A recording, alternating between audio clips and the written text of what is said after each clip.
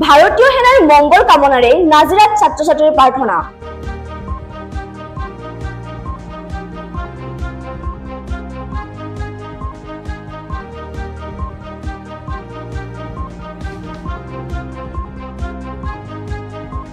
দেশৰ সুৰক্ষা আৰু সম্প্ৰীতিৰ বাবে ভগৱানৰ ওচৰত প্ৰাৰ্থনা জনালে নাজিৰাৰ জুনিয়ৰ কলেজৰ ছাত্ৰ-ছাত্ৰীসকলে।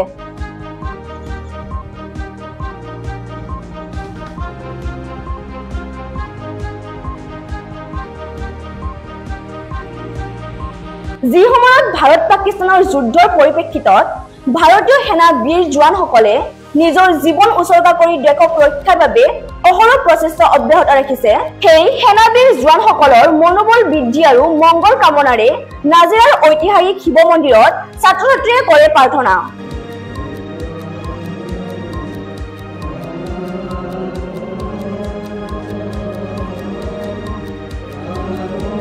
নাজিৰা বালিঘাট স্থিত নাজিৰা জুনিয়ৰ কলেজৰ ছাত্ৰ-ছাত্ৰীসকলে শিৱ মন্দিৰত বন্তি প্ৰজ্বলন আৰু ঘোষাপাঠেৰে আজি ভগৱানৰ ওচৰত প্ৰাৰ্থনা জনায়।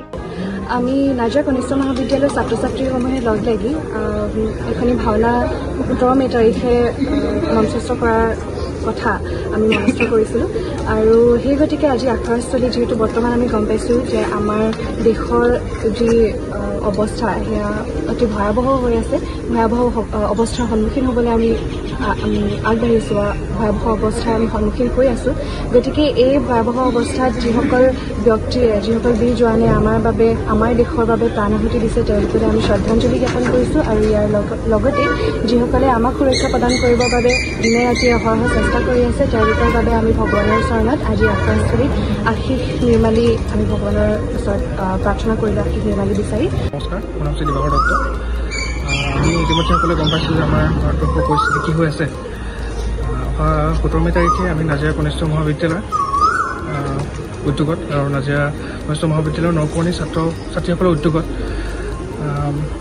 এভাগী দিনজোৰা কাৰ্যসূচীৰে নাম প্ৰসংগ আৰু ৰাতিলৈ এভাগী বৈকুণ্ঠৰ লীলা নাট মঞ্চস্থ কৰাৰ সিদ্ধান্ত লৈছোঁ। আৰু যিহেতু এতিয়া বৰ্তমান দেশৰ পৰিস্থিতি আমি সকলোৱে জ্ঞাত, তাৰ বাবে আমাৰ দেশৰ যিসকল বীৰ জৱানে দিন ৰাতিয়ে কষ্ট কৰি আমাক নিৰাপত্তা দি আছে তেওঁলোকৰ মংগলৰ অৰ্থে আমি এই আখৰাস্থলীতে তেওঁলোকৰ বাবে এভাগী ঘোষাৰে তেওঁলোকৰ মংগল আৰু দীৰ্ঘায়ু কামনাৰ বাবে আজি কাৰ্যসূচীটো হাতত লৈছিল।